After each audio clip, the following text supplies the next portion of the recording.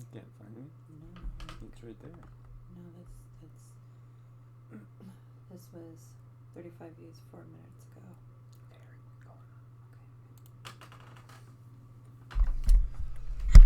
Hello, my friends, Evolutionary Energy Arts family. So, guys, thank you for joining us this morning. Good morning, you guys. It's so good to see you guys here. Hello. I hope you guys got some good night's rests out there.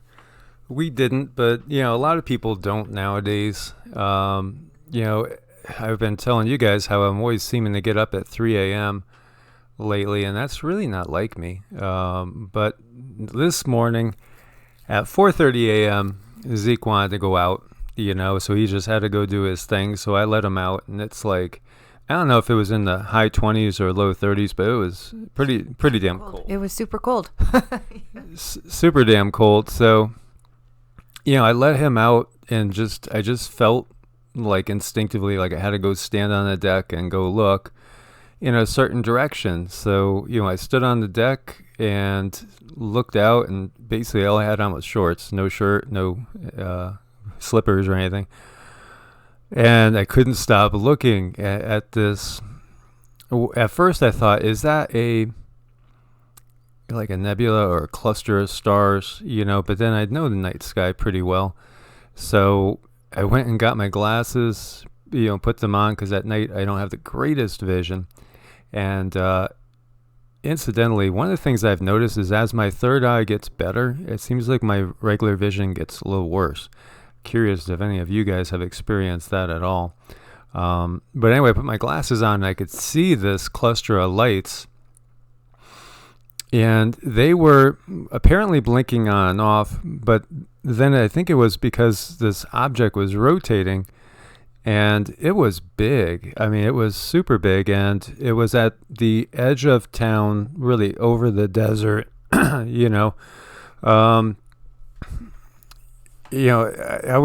this thing was huge. This was huge. Zeke has done that before. Zeke pulled us over to that hill before, and it was so odd because, he likes to go for a walk, but especially when it's kind of warm in the desert, when he's done, he's done. So we had taken him for a long walk that one day when I got that good video of what I believe was some sort of maybe either gray or reptilian drone. He wanted to go more, which was bizarre, and he pulled us over in a totally different direction. And I saw something glimmering up on the top of a crest, and we went over there. We just got on, David. Just got on. So we had gone over there, and then I just felt like I had to do a video. When I did the video, then I caught, one of those orbs, that you see come flying by out of the blue. And I think all that was, orchestrated. Pretty cool stuff. I've every time out there we could get things if we look. Like I shared with you guys. This was from Shasta, and I think that there's an awful lot of drones out there, and I think a lot of the drones are not, well, they're not civilians for sure. They might be military, top secret military, and some of them could perhaps belong to the inner Earth people or, aliens, extraterrestrials, interdimensionals. And, we've gotten a lot of these type of photos. This is another view of that one from Shasta. And this was the one that was over in California, like Lancaster, California area. If it comes up. And this thing, it swoops down, because this, I think the wire for the power line is like maybe 20 feet overhead. This, I don't know how close this thing got to me, but it probably got within a foot or so. And it came just whizzing out of nowhere and went right by my head. So, who's controlling these things? I don't know. Your guess is as good as mine, but it's a solid object. There's no way that's not a solid object. And, being that, we are, very close to probably 20 underground military bases here. We see it all the time. So last night I went and grabbed my phone. It only had like 20% charge, and I tried to get a video of it. Didn't really come out good. But I ended up catching something that I don't think is part of what I was trying to catch. So this is what I just uploaded.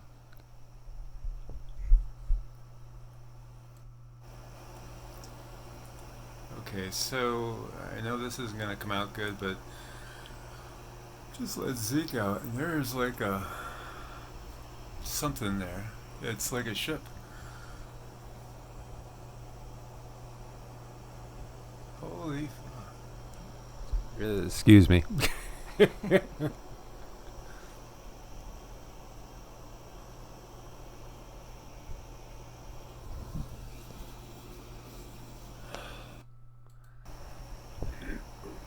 So we caught this one blinking light, which is unusual, but hard to say what that was. I couldn't catch what I wanted to catch, which looked to be constructive of I'd say 9 or 10 of those blinking lights like that. But then realizing that's part of a bigger structure. Very, very interesting, because what hit me is like I kept getting this, let's see, where did I find it? It looked more like this, and this is a tesseract, and it had a lot of different points that were lit up and apparently blinking on and off, but I think the thing was rotating, and I guess it would be rotating kind of clockwise by the way it was blinking on and off. But honestly, it took a portion of space. Like if you look at the belt of Orion, for instance, this took up an area, I'd say pretty similar to what the belt of Orion takes up, but then square it off. So as if, 3 of these are boom, boom, boom, the belt of Orion, which that's not the right angle, but for the belt of Orion, but then you squared it off. So in my mind, this thing had to be gigantic, like maybe a mile across or better. Definitely a mother type ship that was up there. And, is it one of ours? It very well could be. We're so close to Area 51 and all that. And we just started, for you guys that just came on board. So, really unusual. And Fifth World brings up the Federation of Light is not of God. These are ships of the Most High. So, I just want to look at it in a point of view where I'm not determining exactly who this is, like saying this is this and this is that, because, I think as information comes in, we can change our opinion on things. When we get basically locked into a dogma, even if it's our own dogma, then we could end up shutting out information that doesn't conform to our dogma. So, all I'll go by is like what we saw, experienced, and what it felt like. So, I hated to do it, but I ran in real quick and asked Cindy to come out and take a look because it was freezing, and she's more temperature sensitive than I am. And so I asked her, do you see that? I did see it, and it was blinking. It did feel like it was rotating, and sorry. The thing that I know we shouldn't label it, but the thing that did pop in my head first thing was Pleiadian. It just did. So, but I did have to rewind my thoughts and remember that, remember the first thing I thought. So it was beautiful. It was big and it was beautiful and it was blinky. And I'm sorry I didn't share the same enthusiasm at the time, but it was beautiful. Now looking back, it was gorgeous. Yeah. Yeah, honestly, the feeling I got off of this was not what I've felt off of a lot of other things, because out here, there's times when we walk over spots and sometimes it sounds hollow. And, I'll get these feelings like I'm being watched in a negative way. And we've felt energies that we're starting to get used to, and we could kind of label them as, well, that really feels kind of reptilian, or that feels MIC, military industrial complex-ish. This was, definitely, it to me, it felt benevolent. It felt positive. It felt like it was there almost to say, we're right here on the home turf of the bad guys. We know they're right here, and again, we shouldn't label bad, so to speak, but the ones that don't have the best intentions for us, we could put it that way.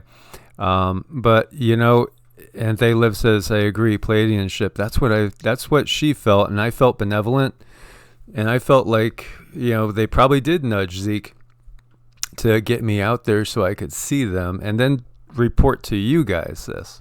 Yeah, it was kind of weird because normally I always wake up for Zeke. He whines, and because I'm a light sleeper too, and I wake up and let Zeke out. So it was strange that Michael was the one that actually woke up. So it was intended for him to see and bring it on here. And that's that's happened to me kind of all my life. I've been one that has been pulled all his life to just inexplicably go outside now and look up, that type of thing, and I just follow it. Or like when we were talking to you guys, I made a video on Shasta, and then all of a sudden it's like, well, let's go to Shasta. We really can't afford to, but what the hell? Let's just do it. Yeah. So we do it, and it's like allowing yourself to be led and drawn by what you feel is, positive influences. Yeah, definitely. And gosh, I don't know. I don't want to bring it up, but the channel's not doing well. They're putting in so many difficult things and avenues to which the information gets split and sent off, and we're just not, channel's not growing, and it's a little bit scary, and we really didn't have the money to go to Shasta. We didn't have the money to hardly do anything, but this is definitely one of those things where it's a calling and you have to answer it. If you don't answer your calling, you're going to get in trouble. I mean, you're going to get sick. Things are going to happen to you. And for us, this is just a thing where we know we need to move in a different direction. Something needs to change. We're not sure exactly what, but we'll figure it out. And it's all going to be okay. In the end, I mean, our hearts are good. We're really, really happy. Everything is well. But, we're supposed to move in a different direction. We're just not sure exactly what yet. Hi, Diana in Asheville. Hope you're doing well. Hey, Jennifer, JJ, Tina. So many wonderful faces and names to see there. A lot of people are seeing things. See, Tina's talking about what she saw. And, White Tic Tac. There's been some freaking incredible stuff coming out now. Somebody, one of you guys, I forget who did, sent me a link. I haven't checked out Florida Maquis lately, and this is a cool one that he got, and you could see what he caught. And we know there are cloaking devices. We know that is real, and I did a video on that, I think about a month ago. So this is in a river, and he measured this thing out to be around 20-ish feet, 20-something feet long. And there was 3 of these things in a river in Florida. We have a lot more going on. We're just starting to wake up to the fact that, maybe our world is a lot more magical than they want us to believe. And all the legends, all the, fairy tales and myths, maybe they're not so much fairy tales and myths. Maybe there's an awful lot of fact going on. I think most of you guys caught Mr. MBB's shot of this ship, and this was from the ISS. That's obviously a ship. Maybe it's ours. It's super odd shaped, really weird shape. It's kind of like somebody cut it in half, but clearly there's windows there. It's a ship. I think, or maybe, as some people believe, this is all make-believe. The ISS is not really up there, even though people see satellites going by all the time in the sky. But then maybe they're not satellites. Maybe they're ET ships. It's really pretty wild what we're seeing up there. So, I didn't even notice this one. I was looking over here, and I thought I was filming it, but it wasn't appearing on the camera, which is now making me wonder, was I seeing something more interdimensional in nature, perhaps? And the camera couldn't pick it up, but I could see it. Autumn says, not cut in half. It fits in a bigger ship. Very cool.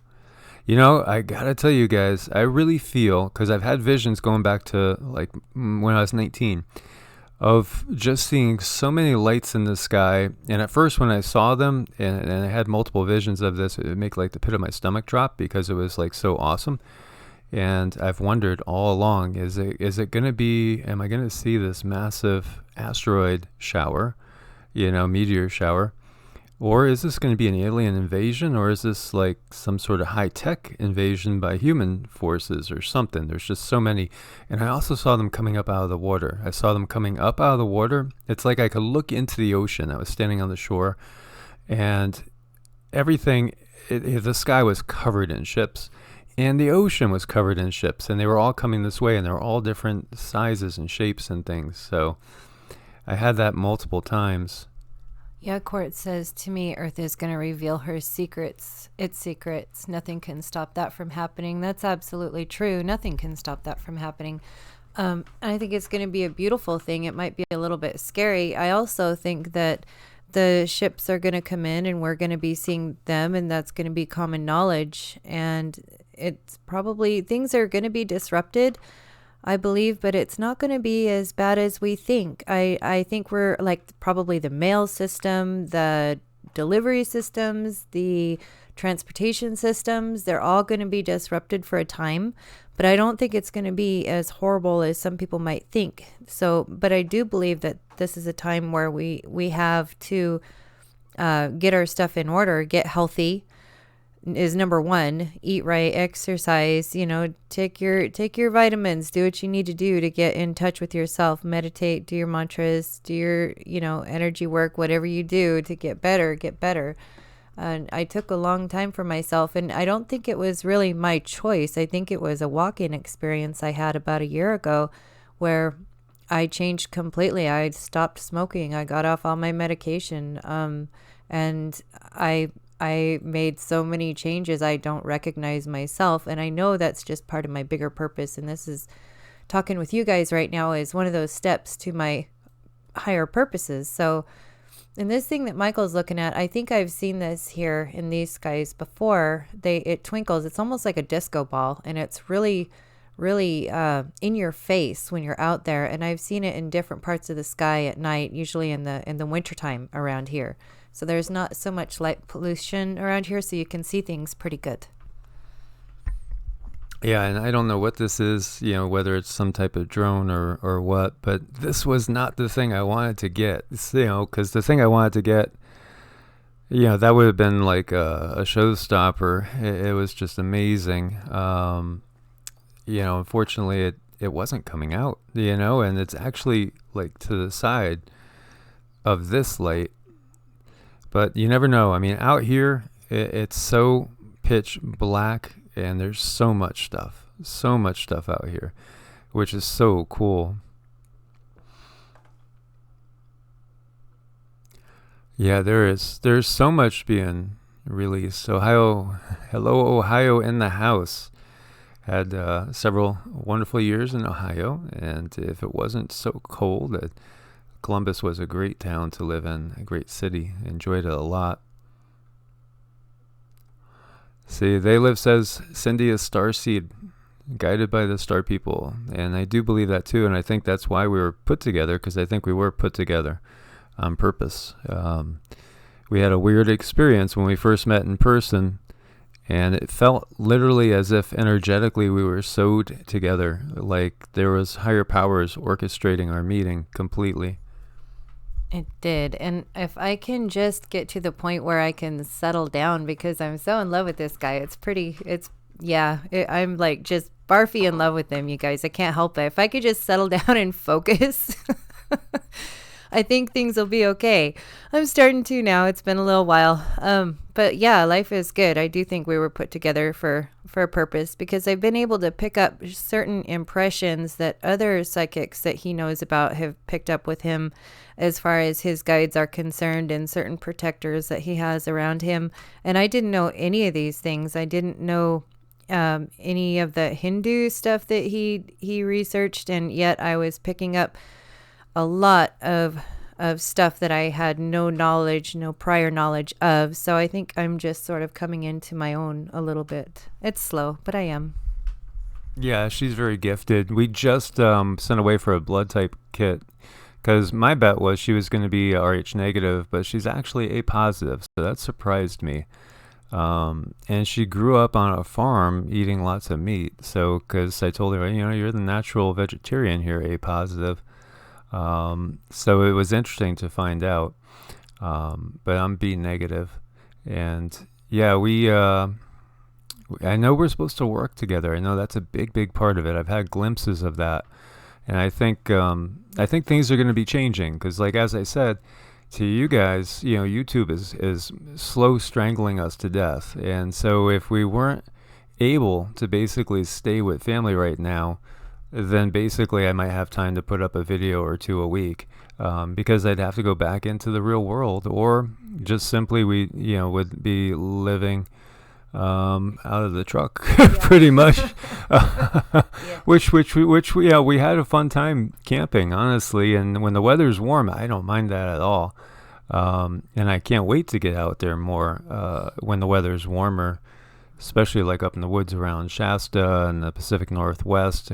There's always been drawn to that area. There's so many UFOs up around Mount Rainier, so many Bigfoot sightings, things like that. Definitely want to spend time just out in the woods there camping.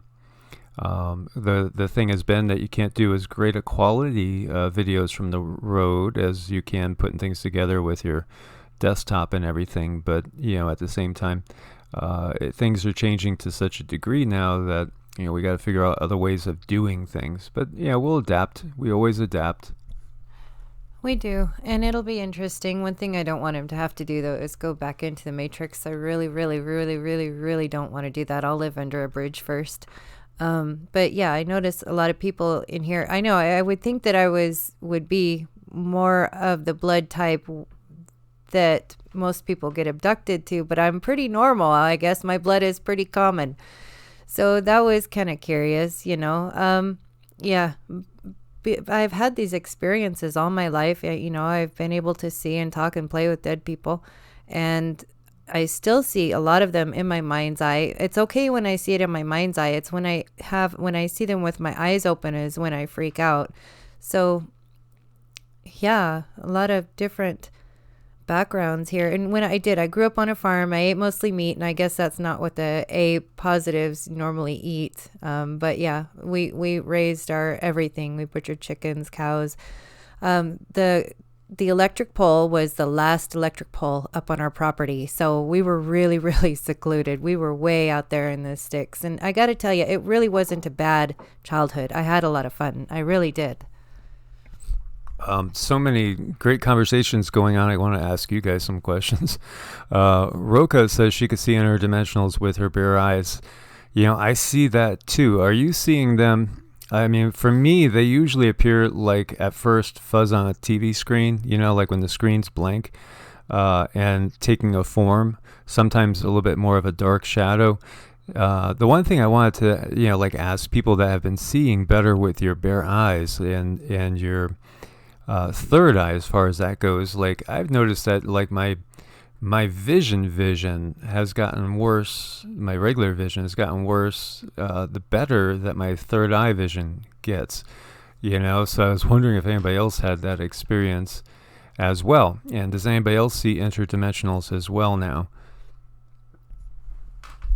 I know my vision, it's really weird because my vision was really super good, and since I've been practicing doing the energy work, my regular vision has been getting worse, and like Michael said, my third eye vision has been becoming more and more clear, and it is kind of like a fuzzy television screen where you see, we used to call it maggot races when we were little on the TV screen, but pretty soon a form or something will come out of that. So I wonder how much it has to do with our third eye getting stronger, which weakens our two eyes. This is so weird because they don't tell us this growing up. The doctors won't even listen to it, entertain it. In fact, they'll lock us up if we tell them these things. Wow, some great conversations. Dark Crusher says saw a tall white in the hallway this morning. So interesting. And yeah, fuzzy vision, like Diana says. So Diana and Sherry are both interested in doing some sort of group thing. And Sherry's in Pennsylvania and would like to have like-minded people there, working together. Cha-ching says over here, I know you saw that you said something like a neighbor. Okay, my neighbor has over 50 acres with a mother-in-law house just sitting vacant, needs help with growing crops. Wink, wink, New Mexico. New Mexico sounds good to me. I always saw New Mexico. My guides showed me New Mexico. I also could see Arizona as well. So those two states have always been like kind of top of my list in that deep inner knowing for like a more permanent spot. It's like the Northeast for me. I spent so many years up in the Northeast that it's like I just get nervous when I even get out of North Carolina. When I start heading up towards Virginia and getting towards, I hate DC. I hope I don't offend anybody that's in the DC area, but the energy there, it just, for me, I can't tolerate it. It's just too intense and it feels too aggressive. So yeah, New Mexico's always been a good spot, or Arizona. And I liked it. We went through some areas. I mean, when we first cut in from El Paso into New Mexico down along the south there, I hadn't been through that part before. I've been to Albuquerque, I've been to Santa Fe, and, love Santa Fe. It's a little bit cold, but love Santa Fe, love the area around there. And Albuquerque had about everything you would need if you stayed out far enough so that you're not, on top of the major population. But when we crossed into New Mexico from El Paso, I was surprised how green everything was. And it was beautiful. And then we really liked southern Arizona too. I really liked Bisbee a lot. I loved Bisbee. It was like Douglas was a little town over there that was kind of cute and had a great Mexican restaurant. There was a bunch of areas over there I kind of liked. Now Cindy got very energy sensitive when we passed through Tucson, started heading to Phoenix. The energy felt way too intense for her. Yeah, it made me almost physically sick. Like, I have this physical sensation almost all the time. And it seems like certain places we drove through, it got worse, where I just wanted to crawl out of my skin. And I hate that feeling. I can't stand it. It's really strong, and I was hypersensitive. And I'm wondering if that wasn't the 5G towers and all of the EMF stuff. I just can't handle it. I have to be somewhere away from that. I know here we're away from that, but we also have the underground bases. So it's sort of kind of a catch-22 where we're at. At least it's underground. I think that has some effect on me. So wherever we go, yeah, it's going to have to be a little bit isolated. Diana's talking yurts, and Diana and I have talked before in the past about all this and stuff. And I know she's in Asheville. Asheville's beautiful. I don't know. I just felt like it was time to come west. But hey, I had to come west to get Cindy, really. So, it's one of those things. Sherry, where are you in New Mexico? Are you around the Albuquerque area?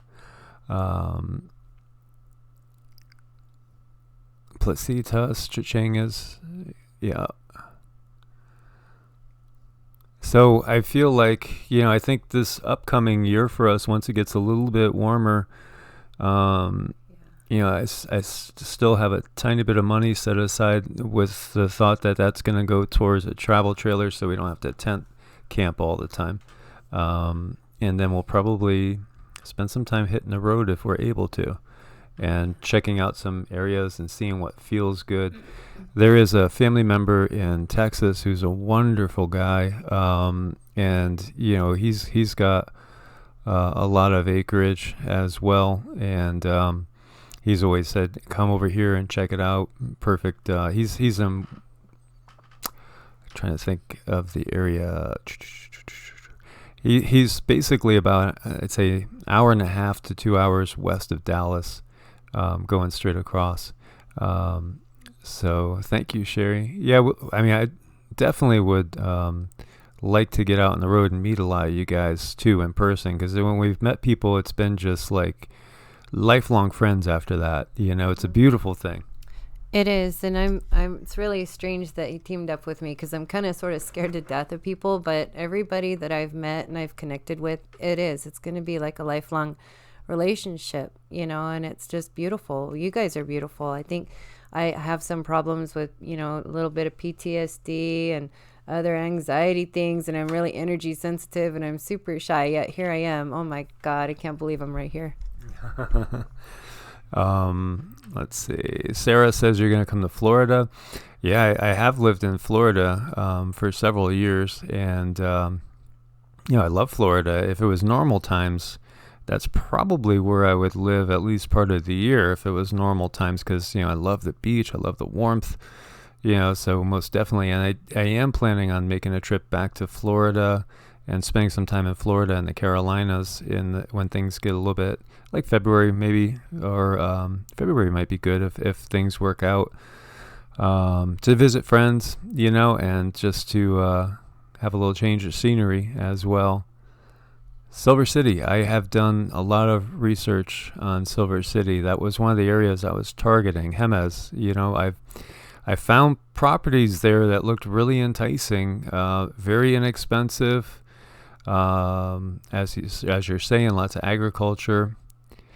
That's exactly one of the target areas I was really looking at before meeting Cindy. And basically, we're hanging in Nevada for the most part with family right now, which is allowing us to keep our heads afloat. So thanks so much for Cindy's family.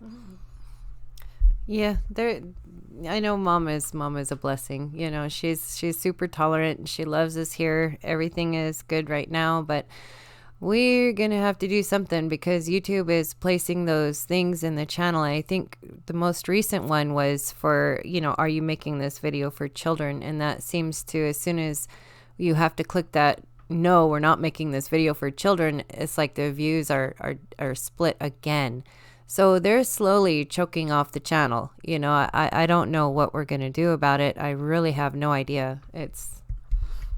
Well, we'll be able to get our voices out there with other alternatives, because there are other alternatives out there. The only thing is you can't make a living off of them. So a lot of people are talking about the Carolinas. I mean, honestly, to me, if I had to say what felt the most like home was probably South Carolina. But I spent about 7 years there. And I really did love South Carolina.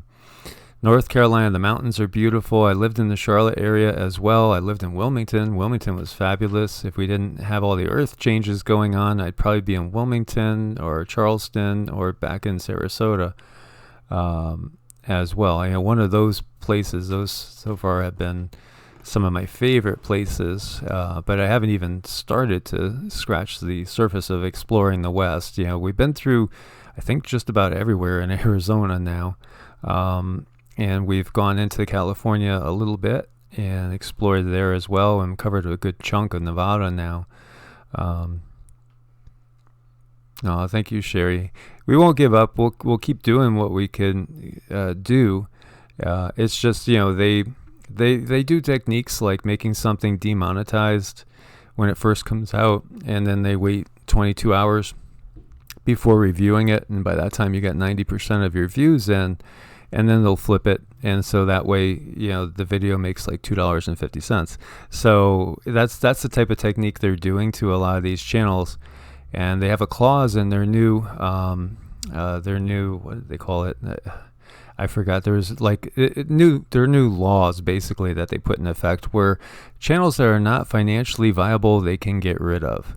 So they made that a statement. So they're making it so that the channels they don't want around are going to be financially unviable because of everything that they're doing, and then basically they'll just clip them off. But we'll be elsewhere, so there are other platforms. It's just that we won't be able to spend all day long doing this stuff and trying to put things together.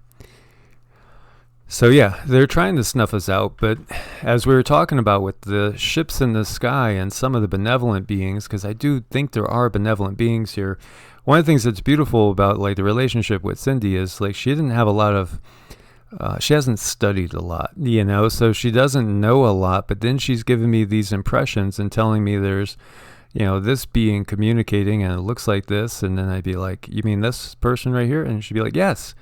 And so, you know, just complete verification that we do have energy and powers above us that are helping us out. And so, you know, this is a huge battle. It's a huge war going on here that we're in. We're in the middle of it.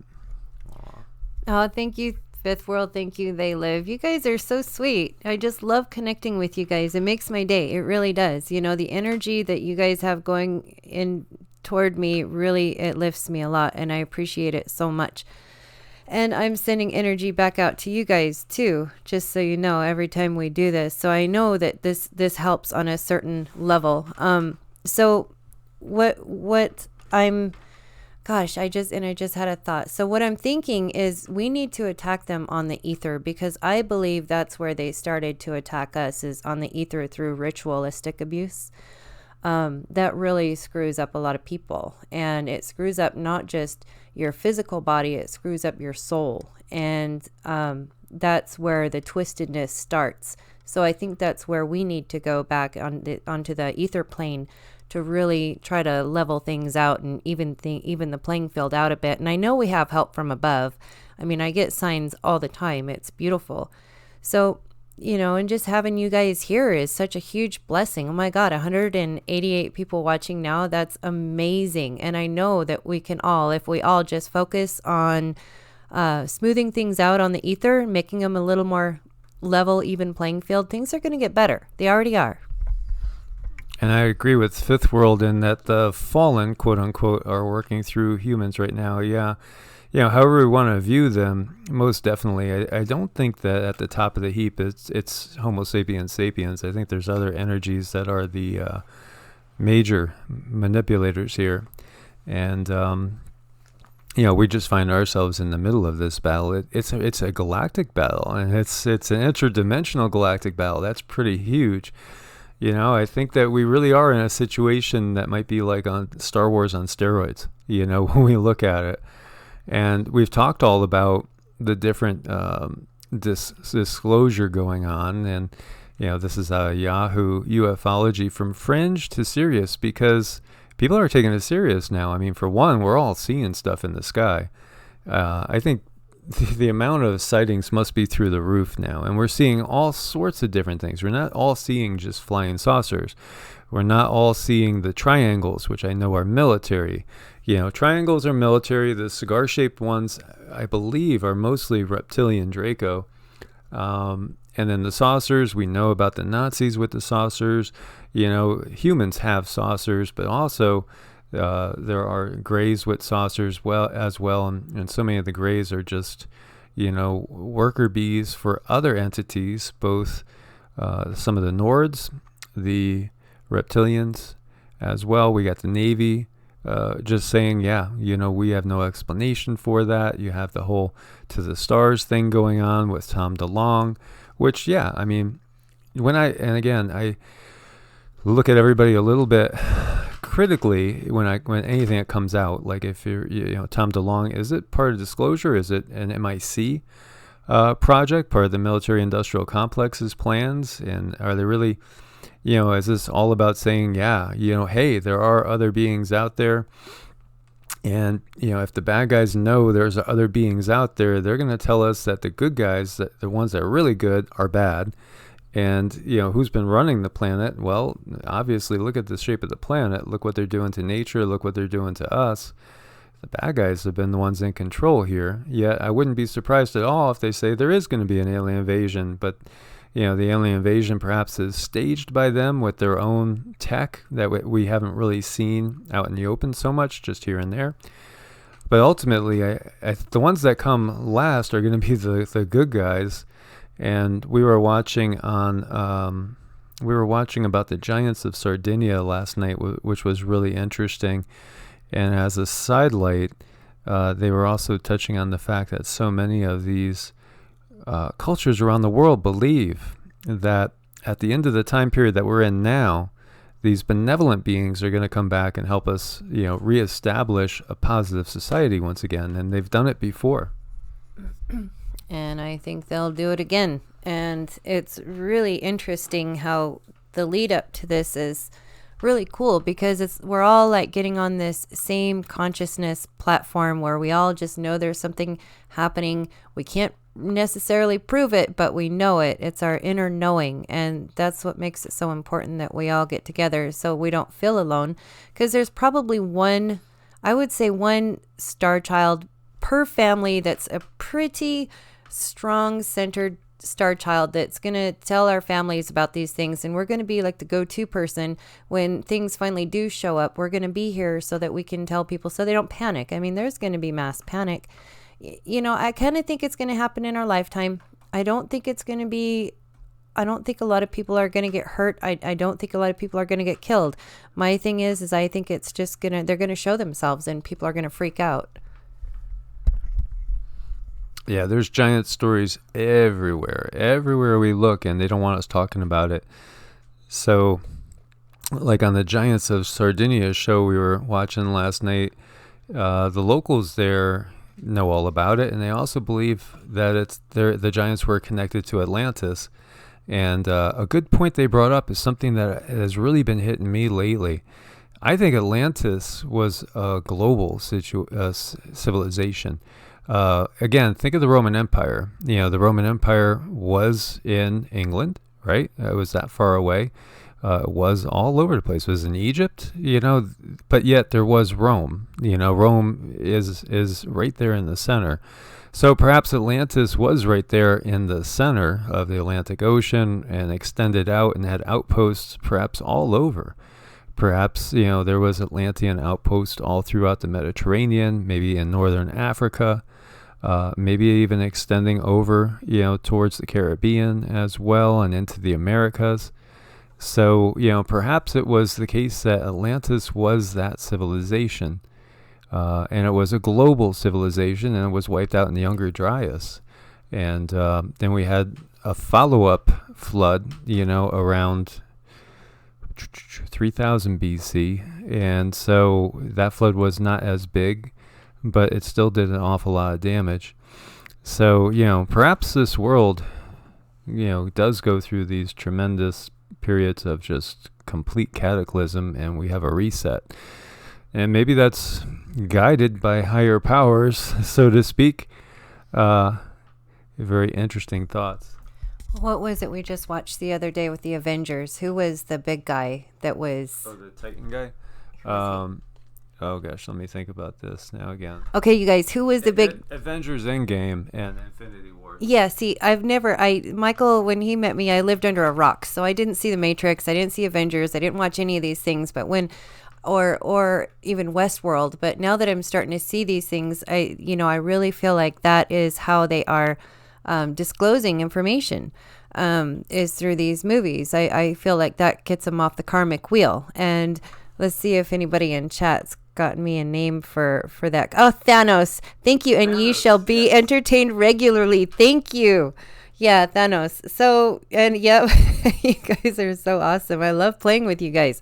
So, yeah, that worries me. So I'm hoping that, maybe, I don't know, I hope it's not catastrophic like that. I hope they just give us a nice wake-up call and show us our abilities and help us understand where we're from, because I'll always be hung up on that thing is where you don't really know where you're going if you don't know where you're from. It's impossible, and our history has been hidden from us, and it's just not nice.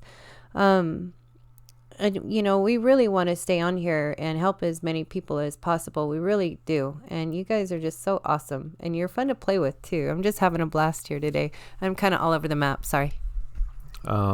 Michael Mato says, no such thing as ET. They've been here the longest. I do think they were here they've been here for millions of years. I think, in my opinion, I think that there are...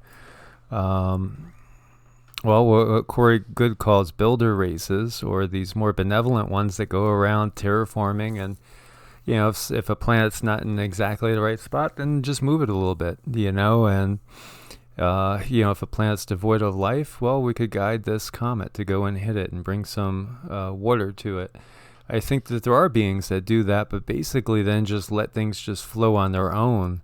And then there's beings, that come in and take advantage of the situation as well, So it's one of those things. To me, it's overwhelming that there's all different types of beings here. Many different types, and obviously, it's not really a benevolent society we have when so much money is being spent on the military, and there's people still starving, and there's wars, going on. Like the war in Yemen is just so atrocious, and I think most people are unaware of what's happening over there. It's just a horrible situation. Really sad. Yeah, I do believe we all have untapped power. And, Sherry said also that they don't want us to know what we're capable of. I think that's what she said, Sherry. I'm going back here. And I do believe that they attack us, oh, yeah, we're more important than we're told of. Yes, Sherry, I believe that. We are way more important. And I think they attack us in school, and I think our children are our future. And I do believe we need to tell them, look, if your grades aren't super good, don't sweat it, because the information that they're giving our kids right now is going to change next year. So your kid is going to sit there and, beat their head against a wall trying to get an A on this test, when next year it's going to be a totally different test with different information. And it's the powers that think they are putting all this information together to feed to our children to try to alter the future.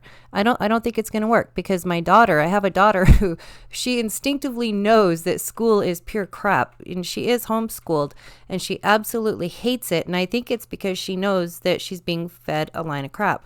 And when I do see things that I know have changed since my schooling, I am able to sit down with her and talk to her about these things and say, look, don't beat yourself up if you don't do good on this test. Don't beat yourself up. Don't beat yourself up. And I think it does help her sense of self. So one of our listeners, this is one of their projects. It's called unschooling.com, which I haven't gone through a ton of it, but honestly, I think the schooling situation is one of the prime ways they control us. It's one of the main ways we're controlled, without a doubt. And so anybody that's interested in checking this out before the link disappears, along with so many others in the cyber book burning that we have going on, so reminiscent of the 1930s again in Germany, because that is what we have going on. Like yesterday, we both got kicked off of Facebook, which happens on a regular basis, and thankfully Cindy's got some experience with computers and systems, and she keeps bypassing them as they try to get rid of us, which is pretty cool, because we know what Facebook truly is, and unfortunately, that's part of this. But this is huge. People are talking about homeschooling. Yeah, without a doubt. There's so many sad situations. Violet brings up the homeless population in LA. It's just, it's ridiculous. It's so ridiculous. When you look at the military budget too, it so outstrips anything. It really does. It's just crazy. And Sherry 2000 talks about the wall of fire. Yeah, we were talking about that yesterday. There's been so much coming out. I'm kind of jumping all over. One of the things I wanted to just show really quick too is, okay, I look at Ridgecrest all day long. Well, not all day long, but every single day I'll check out Ridgecrest to see what's going on. Over at China Lake, still a lot of activity there. And then I always see activity on Nellis, on the Air Force Base. As you see these, there's always clusters over here. They do bombing runs. They do all sorts of different tests over here. Now, this got me wondering about what I was seeing last night up in the sky, because, this is a pretty big cluster. I have not ever seen, and I watch this area every day now for 6 months. And I see some activity, but not like this. You got 19, 20 of them in here. this is curious. Not all of it's on the base.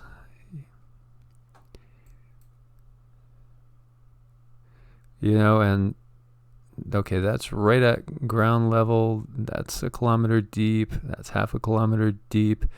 That's right at ground level. 10 kilometers deep. 10 kilometers, 10.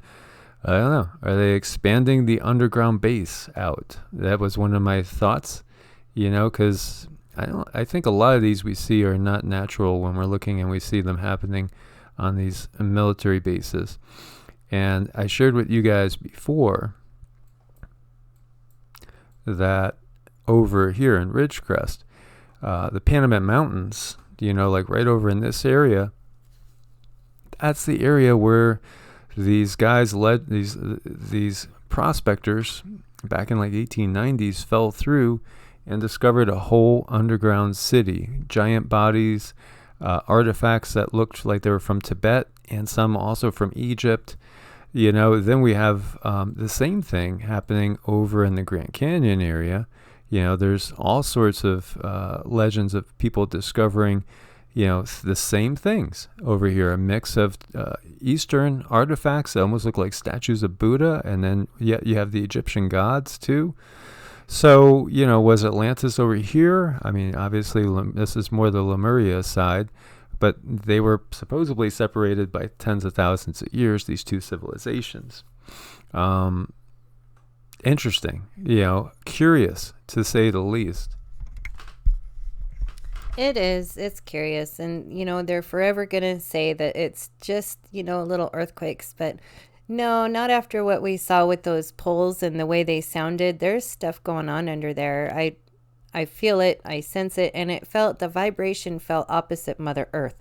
It felt like that was painful to her. It really kind of shook me. And someone actually picked up on that. And one of the videos we put up, they sensed that I felt wrong, and I did. As soon as I felt that pull, I felt like it tried to undo my vibration, which is really weird. So yeah, I mean, there's a lot going on out there that they don't tell us about, but we're right here on the ground to tell you guys about it.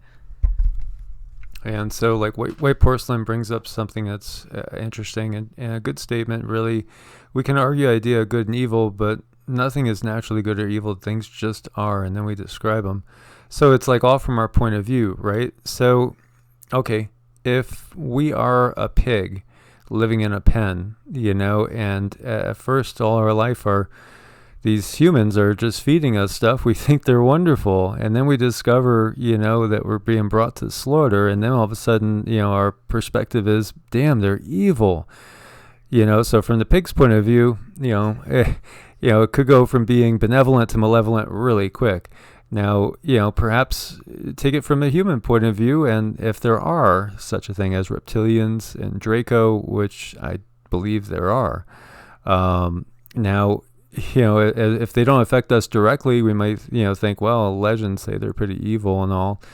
But then if you get abducted, find yourself on a ship, or find yourself being ready to be cooked for dinner for them or eaten raw, then obviously, they're going to appear to be very malevolent to us. Obviously, the powers that be that are poisoning the planet do not seem to be benevolent towards the planet or any of the life on the planet. Again, it is all a matter of perspective, because we are in a free will universe, and unfortunately that includes allowing others to impose their will on us if they're able to, just like high school bullies. How many of you guys had high school bullies out there that picked on you and tortured you incessantly? I did when I was in 4th through 6th grade. It was just nonstop. There was a gang that would always come by and just pound on me and pick on me, because we were the poorest family in a good neighborhood, well, quote unquote good neighborhood, actually above average, well-to-do neighborhood, but we were the only ones that rented. Everybody else owned their houses, and so we were viewed as the poor kids on the block. Let's pick on them type of thing. But life has a way of forming us. So when I was just done with 6th grade and then saw like a Chuck Norris movie, I just asked my mom, "Do you mind if I enroll in karate?" "Sure, go ahead." And then the Hulk was on, so it's like, I went and bought a weight set and weight bench, and then I just turned into a workout fanatic and got a heavy bag and just was pounding the heavy bag, learning martial arts. And then, when school started again and the big bully came and they circled me, the bully hit me and I hit him back. And then we had a big fight, and then everybody changed and nobody screwed with me anymore, So it's one of those things where you had to, it's a learning curve, and I'm not like an aggressive person by nature, but it did show me that the world is not perfect, and we can be picked on and take abuse from those in positions of power. We can, and sometimes we realize that our strength is when we find our strength when we've fallen down, and when we're down in the dumps and life is really hard and we've taken some blows, then we turn around and realize exactly how strong we can be. So those times are really important. They do shape us, they do mold us, they do build us, and they're good for us in a way. There's that old saying that I've always hated: whatever doesn't kill you makes you stronger. I'm still not so sure about what I think on that one, but a lot of pretty yucky things have happened to me in my life, and really I've just turned out to be, I don't know, Michael seems to love me a whole lot, so I'll take that, and you guys seem to like me a whole lot, so how could I possibly take back any one thing that's happened to me? How could any of us really, if it's made us who we are today, made us better people for it, if we've helped one more person because of what happened to us? And I know that that's my calling. That's what I'm supposed to do. I'm supposed to be here to tell people it's okay, you're human. Oh my gosh, just don't worry about it. You think that's weird? Well, hell, I've done this. And it's a community of love. It just turns into be a more beautiful thing, I think, in a lot of ways. Definitely. Our experiences, they basically hone us, they shape us. It's how we react to them, really. There's so much more going on. We were talking about all the disclosure, the Navy, and then we were talking about that wall, that wall of fire thing that we have at the edge of the solar system. Then you see here, scientists have found a fifth force of nature, and anybody that's into Hermeticism, the Western mystery tradition, yoga, studying, it's like, we've known about it for thousands of years. They've tried to hide it for thousands of years, and they took over all of Tesla's work, as well, and of course, it's right there. It's always been there. So we could call it the ether, we could call it the Akash, and we could call it chi, prana, vril, life force. It's all the same stuff. It is what animates us. It is the driving force of life itself. And so, all these things are coming out. Now, unfortunately, in our world, most people aren't aware of Hermetic principles. They aren't aware of so many of these things because they've been told it's the occult. Ooh, scary stuff. But it's just knowledge. That's all. It's just knowledge. And you see this out of nature. Has the Hungarian physics lab found the fifth force of nature? So, we are in the time of the unveiling. That's what's part of going on. So this is a representation of a tesseract, and this is almost kind of like the shape, if you elongate this slightly more, of what I saw up in the sky last night. If it's a little bit more rectangular, it was a lot like this. Very interesting stuff, but we are going to see more and more stuff coming up all the time. How many of you guys have seen this, and this is off of Disclosed TV, a Nephilim soldier caught on camera? The guy appears to be about 9 feet tall in reality.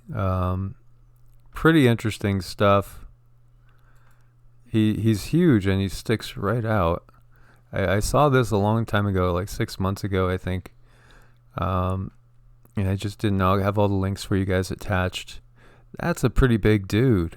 I don't think it's an optical illusion. People are saying it's an optical illusion. You could play the video and you'll see it. It doesn't look like an optical illusion. He looks freaking huge. Yeah, he is. He's a big guy. I don't see how that could be an illusion at all. And I've seen other ones from like Mr. MBB where they caught some what looked to be giants in Iraq. They were like twice as tall as the soldiers and just walking across the street like it's nothing. And then I've heard of other things about and I think Andakar giant. I'm not sure, but there's some pretty good solid reports about that too. And I think that's another thing that's going to be put in the disclosure is they're going to have to tell us like who's around us. And then again, it makes me curious, like, why is it being hidden in the first place? I don't know. I just don't understand this world, but I'm glad we're all here to talk about it. Yeah, and so I guess we could look at it in the line of semantics and how we say things too. Julie says we're supposed to have a false alien invasion, then the NWO will take over.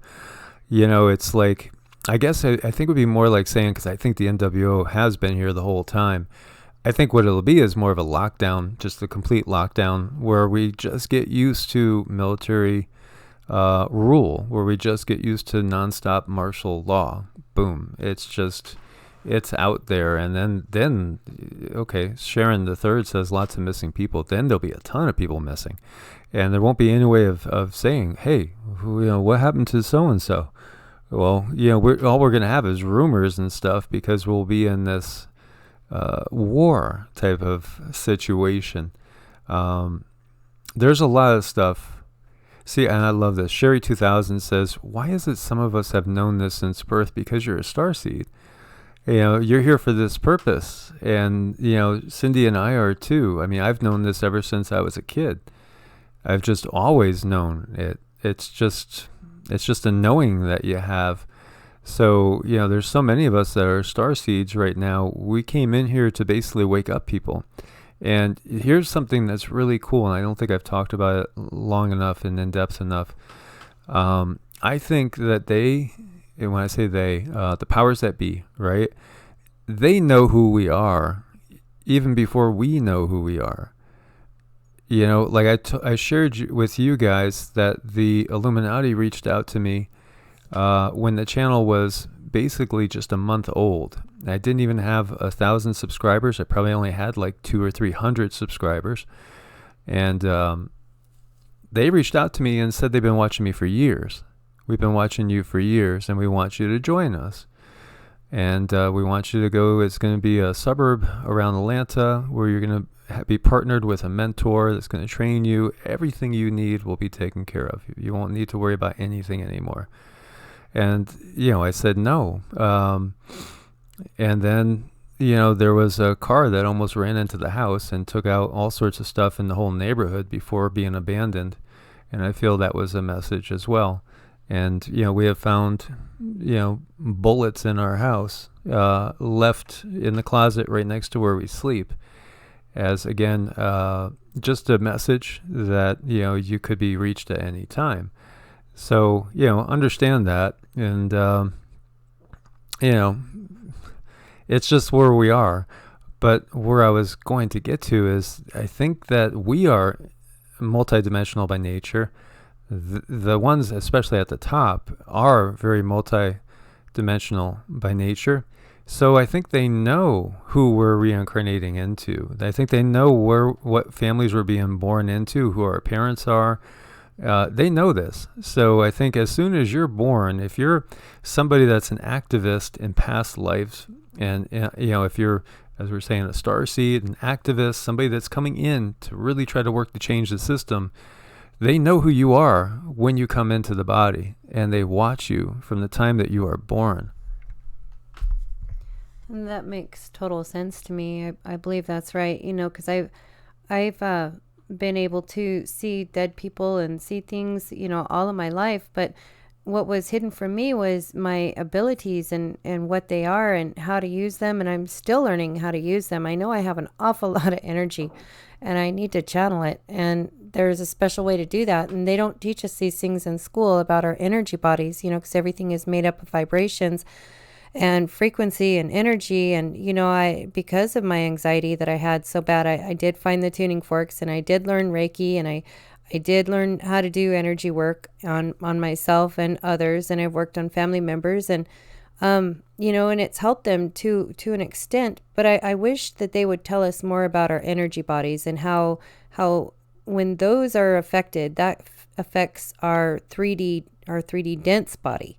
So, they know all these things, the science knows all these things, but unfortunately it's like the Rockefellers and the Rothschilds, they're the ones who put together the school systems, and they only let us know so much to keep us stupid and in the dark. So white porcelain says, do you feel that you're feeding a preconception by believing all this? Kind of the opposite. I feel that,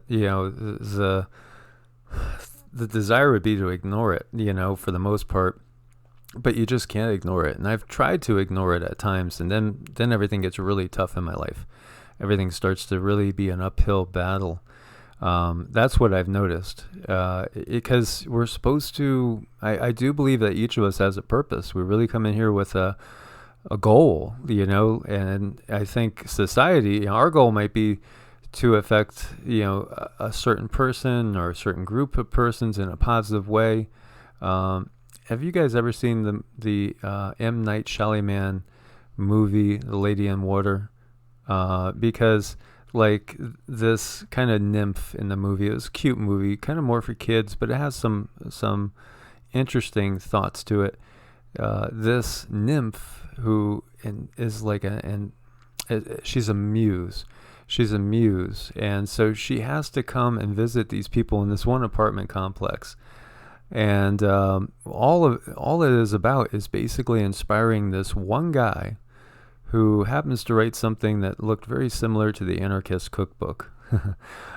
She has to come and inspire this one guy to write that book, because at some point, like 50 years in the future, somebody that's going to become a world leader is going to read that book and get inspired, and that person's going to make the real change. That person's going to end up laying the seeds that change society totally.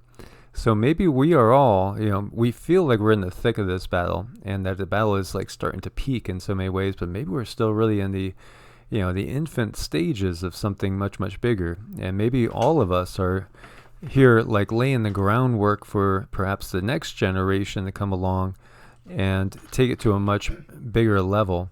Hard to say, things are definitely speeding up. It seems like things are getting incredibly intense. And obviously, for me, I'm looking at that 2024, 2025 window. There's been too much pointing towards that window as being a key window where perhaps our reality is going to super shift at that point.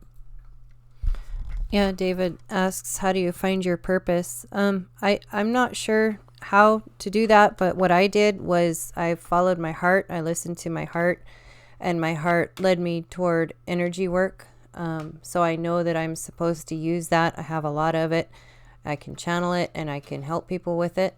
And it was a calling, and I had to listen. There was no choice in the matter. It just reached a critical mass where I got so sick. I mean, I was in the hospital with my heart was about to explode, and I might have actually had, I don't know. I might have had little mini heart attacks. I don't know. I just know my blood pressure was so high because I wasn't doing what I was supposed to be doing. And until I submitted to that, that's when my health started to come back together. But I think that little bit of time where I wasn't listening caused enough damage to have to work on my 3D body for a while longer.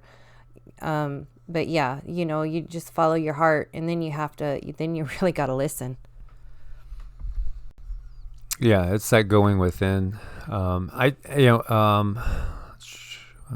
so much to respond to here.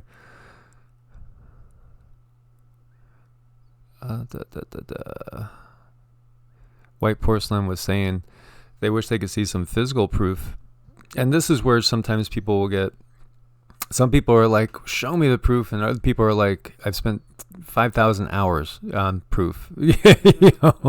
So it's like you get kind of exhausted at some points, and you're like, oh my God. I mean, because there's tons of proof. It all depends on how much, how much we've looked into it. And then, of course, those of us that are experiencing things on a daily basis as well. Sherry 2000 does energy work. I think we all have to do energy work now. We have to realize it. It's super powerful. there was a study that came out a little while ago that the placebo effect is more effective now than it was like 20, 30 years ago. It's getting more effective. Why do you think that is? It's because of the change in consciousness. Because really, all we need is our intent and consciousness for the most part. Of course, helping the body along with things like detoxing and, when you are eating things that are relatively healthy. We just did, for the most part, I guess that was about a 48-hour fast, pretty much. Yeah, it was close to a 2-day. Honestly, didn't even have to eat. But, we are working out so heavily that I know we need some food because we are working out hard lately.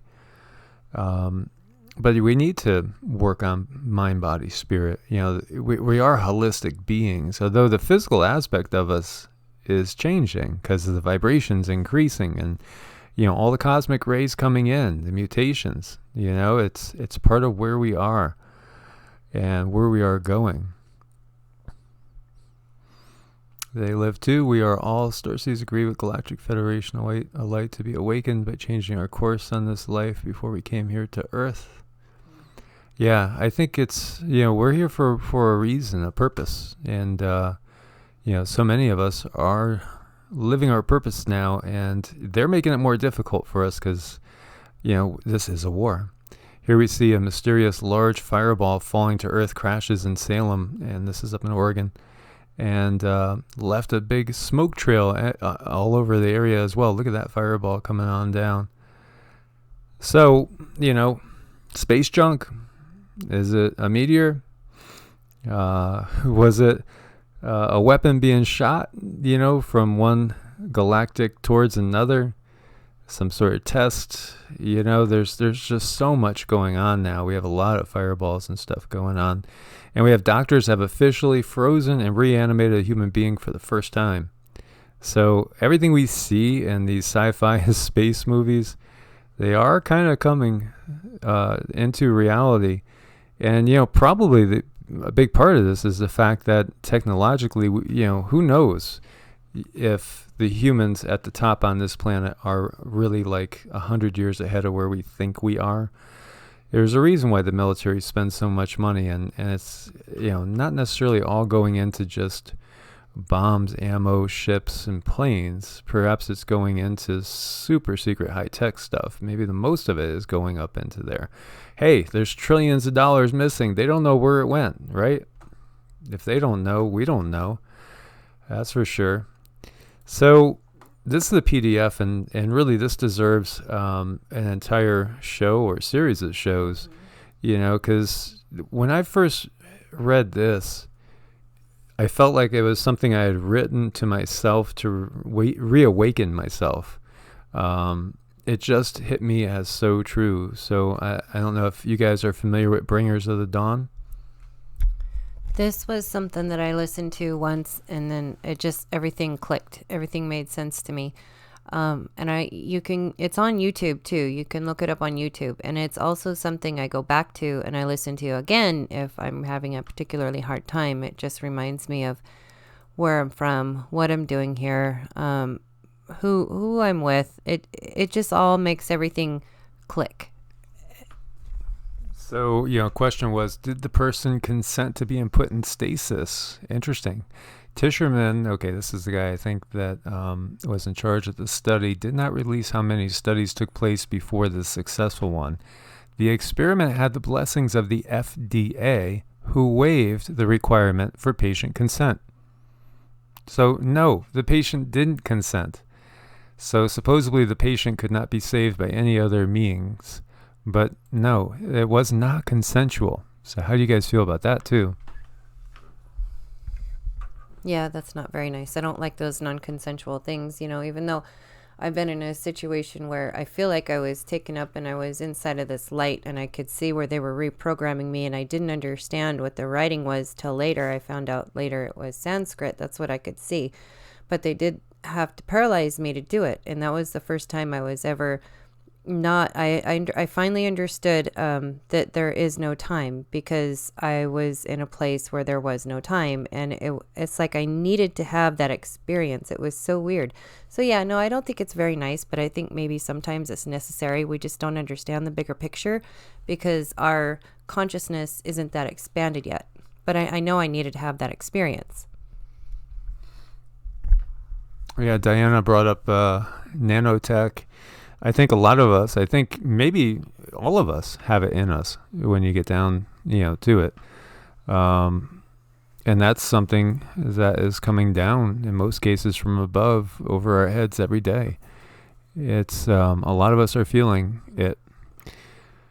And, it hit me so hard when I got the red tide down in Florida, because I hadn't felt sick in like over a decade at all. And then a combination of the red tide, but I saw there was tons of spraying that morning, and everybody around me on the beach, it was like 10 a.m., beautiful morning, and until the clouds rolled in, the fog rolled in, toxic fog, and everybody started coughing real bad, and that was some nasty, nasty stuff. That they were spreading. And as David says, we don't consent to a lot that goes on without our choice. No, because, they view themselves as being above any law. When you get down to it, as we said, government is not for the people. They're for the powers that be. Raven, good to see you here, brother. Raven's going to come on and do a show with us at some point.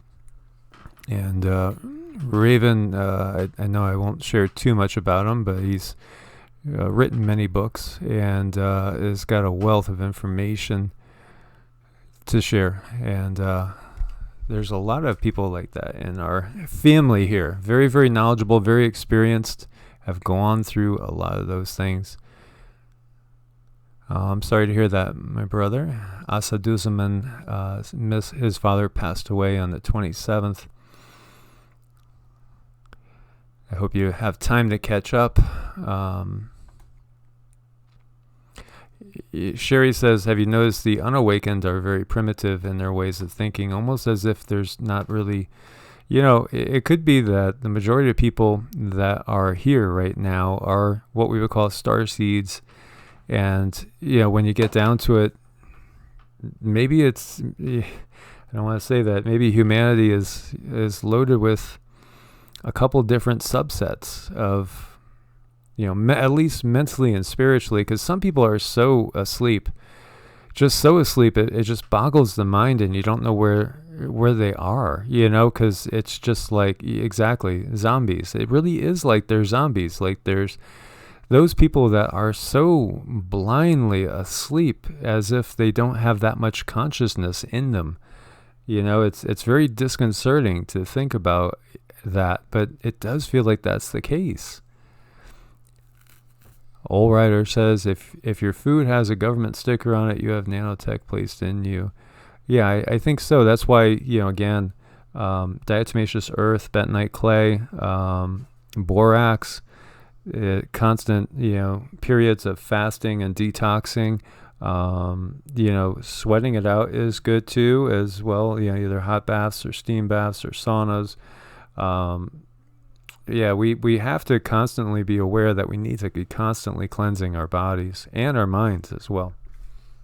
I think when I started doing the cleansing thing, I started out with simple like lemon water in the morning, and then I added a little bit of aluminum-free baking soda, and I didn't know baking soda had aluminum in it, but it does, so I went online and ordered the aluminum-free, and then I added a little cayenne pepper to that, and that was a really good start, to start to detox with. And that's what I did. And now, I don't eat any like processed foods anymore. I can't believe I'm actually doing that, because I was probably like a big processed food person. I was horrible, but then it goes back to, my own awakening and my own calling wouldn't allow it. And I have something to do. I have a path to follow. So here I am with you guys today, and, telling you how I did it. And hopefully, just by something I said or something I did today, maybe you guys will have a little bit easier time getting on that path. But you guys already sound like you're totally on the path. In fact, I learn a lot from you guys, which is really, really wonderful.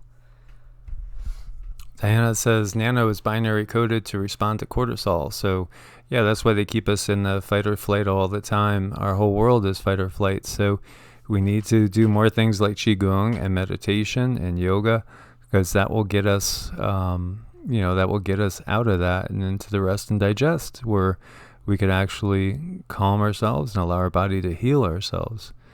And so thank you, my friend. I don't think I'm always right about everything. Just that I will change my opinion as more things come in, but then there are some things that just resonate with your heart, and you just know, you just know certain things. And meditation and QiGong are, I think, critical for these times. Anything where we could basically shift our brain waves into a more receptive state and shut off everything that's creating so much stress and cortisol in our bodies. And Raven says trace minerals, always do that. We always add trace minerals to our distilled water. And so we have 2 distillers, which try to keep going most of the time. Yeah, adrenals shot. That's part of our society too, as Tana's talking about. Amethyst biobed. That's cool, Chris. So another thing that I got to help detox, I don't use it so much anymore, but in the beginning, it was this little sauna that I got off Amazon, and it was a little over $100, and it's quite compact, and it works really, really well. And you will, sweat your guts out. It's like incredibly good, if you don't have room or if you don't have a sauna where you're at. So that's really good. And I'm really sorry to hear that your adrenals are shot. And it is the society we live in. They keep us in that fight or flight. So there's ways through meditation and qigong and energy work to get that settled down. Definitely. And somebody was talking about a healing center. So that was one of the original visions. And, a friend of mine that, had a vision. She's got fully awakened Kundalini, and she's a Kundalini yoga teacher. And she kind of told me a long time ago, you're supposed to set up a healing center in the West. And she felt it was going to be in Arizona. And I always liked the idea of setting up a non-profit healing center, and just working off of donations would be really cool. And just, allow, some place where it could blossom and people could come and join as needed. People could come and get healed as needed. Everything is about profits in this world, but we need to shift from that, because that's, it's the greed in the world that's kept the world from progressing. And, those at the top, they are so damn greedy. So yeah, I still would love to. There are a few people that reached out to me. There was one in New Mexico and one in Arizona that did have some land, that were interested in something like that. So we could all, look forward towards something like that in the long run. It would be really cool to pull something together, where we could have a community that starts and have it be a healing community, and help heal each other, help heal others, be a little oasis maybe somewhere in the desert for people that needed to get away from everything. It would be a beautiful thing. One thing about this little town, it is like a little junky Mexican town. There's really not much to it, but after I was in California for a time, I came here, and there's like this quietness about this little town. And I think, wherever we go to find our healing, if we can find somewhere quiet. Before I had this little town, I would go in my bathroom. I would go in my car. I did what it took to get that time for me and just me. Because I'd have to lock the kids out, lock the dogs out. You have to take that time. Just do what it takes. Anything. Anybody's adrenals that are shot, it's really important that now is the time for you to get serious, because the only way to stop that, I think, is to quiet the mind and keep it quiet. Maybe find a routine, start your days a certain way, end them a certain way, and no processed foods. Try to get off the sugar, and see, and maybe that'll help. Yeah, for sure. And so, I don't know how many of you guys have really actually gone into like my playlists and then go into energy healing, QiGong meditation. Try some of these things, because I can't tell you how many people have sent me messages saying, I've been practicing your QiGong, your meditations, and it's totally changed my life. I'm doing so well now. I'm feeling stronger. I'm feeling calmer. I would strongly recommend it. That's why I put them out there. It's been transformative for me. It totally changed my life. Totally. So, I'd really encourage, before, they eliminate the channel, and actually I should download some of those and put them elsewhere as well.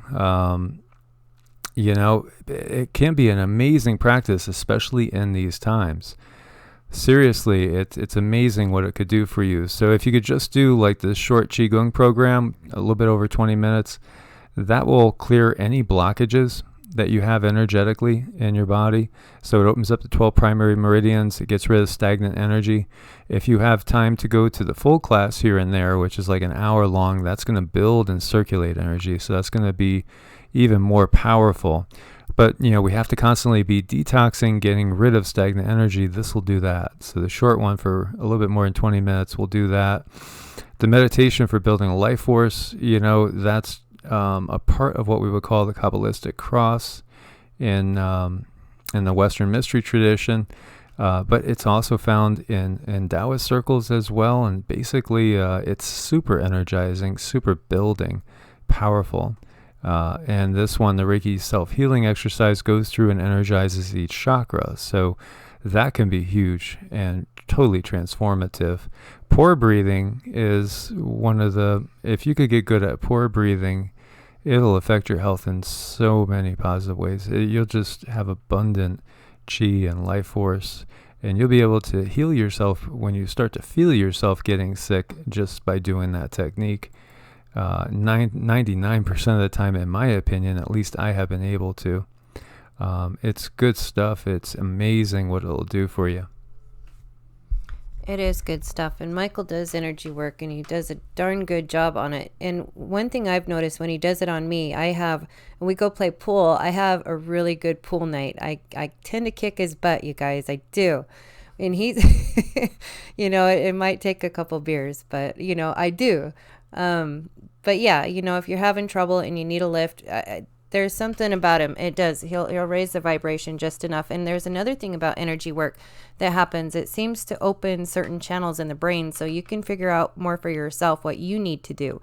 I can't quite explain how that part works, but I know it worked for me really, really well. So I would figure out, oh, okay, I need to do this, and oh, okay, I need to do that. So it sort of kind of put me on my path. And then that's when I discovered the tuning forks for myself, and that really, really sent things going. So between all the energy work, the tuning forks and everything really helped a lot. But there is something that he does that can raise the vibration. So hopefully you can pick up your own health and walk with it and get better. Thank you, Stephanie. Yeah, I have had the pleasure of working with Stephanie before, as well as some others out there. And, I love it. It's a blessing when you work on people. When I was in Ohio, I had a very, very busy practice that popped up out of nowhere. And it was a blessing because, I would work on a typical day, 5 or 6 people on an average day for about 90 minutes a session. And that was all meditative time, just channeling energy. And so it did an amazing number on upping my ability to channel energy. And one of the things that I was sharing with one of my clients that I'm teaching right now is that as we work on others and we do it so out of a pure heart, we draw in benevolent beings to help us. So more and more beings will come to us from the higher dimensions, and they'll actually help us. I was working on a client once, and I was used to the amount of energy I could move at that time, and it wasn't even close to what it is now. But then all of a sudden, it was as if somebody very powerful put 2 hands on my shoulders, and the energy that flew through me then was so intense. Her eyes opened wide, and she was just staring straight at the ceiling. And later on, she went and talked to the owner of the clinic, just explaining that she was freaked out a little bit because she had a vision of the heavens opening and her parents coming and talking to her. And her issue was emotional in nature. And so it helped her, with a breakthrough as far as that emotionally and understanding that things that weren't said that should have been said before her parents passed on. And so it gave her what she needed, and she felt like she communicated with them.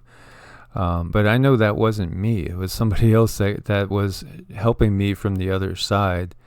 And it's amazing. Like now, though, I always feel 24/7, 365. I feel energy circulating around me, through me, in me, licking at my fingertips, it just tingling. I tingle 24/7, 365 all over. So I'm very aware of my energy body. My energy body to me feels every bit as real as the actual physical body. And I know a lot of people are coming online like that and are sensing that as well. They are. And, I've been coming online too. And I think it was Cherry 2000 asked, are the tuning forks expensive? Yeah, they were a little pricey, but you know what? They did something to help put me back on my path along with Michael's energy work. And I've used them distant a little bit. If anybody's curious, you can hit me up on Facebook, but I haven't worked with too many people with them. I just work with myself mostly. I think they're worth it. I think they're a type of technology that's been hidden from us. And the lady that discovered them, she was a massage therapist, and she realized that if she used the tuning forks on people who had muscle problems, achy joints and stuff, they would come back in a couple of weeks and they would say, hey, that ache is gone. And I think it has everything to do with tuning the human biofield. And a lot of the information she tried to get when she was researching it, she couldn't get because it was a matter of national security. So that was like really strange that she couldn't get that information, because if anybody knows anything about our energy and vibration and sound, it would be our military, because they weaponized it. Yes, exactly. So I want to thank everybody for joining us. As always, it was a great, great session. It's so good talking to you guys. Love sharing the positive energy and the love with you all. You're a wonderful family. And as always, we appreciate your support on Patreon and Ko-Fi. And we will do this again. Love you guys. We'll do it again soon. God bless, my friends, and namaste. Namaste.